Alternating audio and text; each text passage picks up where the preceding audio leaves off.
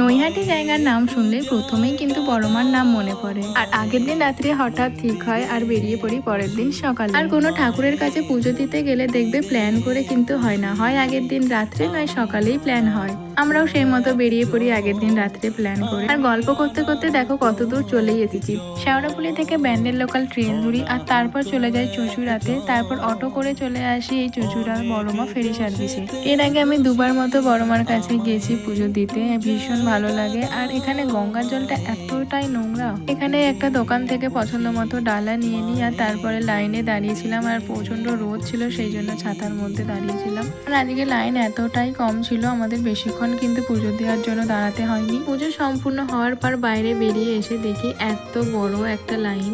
তারপর আমরা একটু খাওয়া দাওয়া করে নিয়েছিলাম আর এত গরম করছিল, সেই জন্য আমি নিয়ে নিয়েছিলাম একটা আমুল কুল। আর বড়মার মন্দিরে সপ্তাহে 3 দিন ভোগ প্রসাদ নিবেদন করা হয়। তোমরা যদি জানতে চাও তাহলে আমাকে অবশ্যই কমেন্ট করে জানিও। আর ভিডিওটা ভালো লাগলে লাইক করে জয় বড়মা লিখে দিও।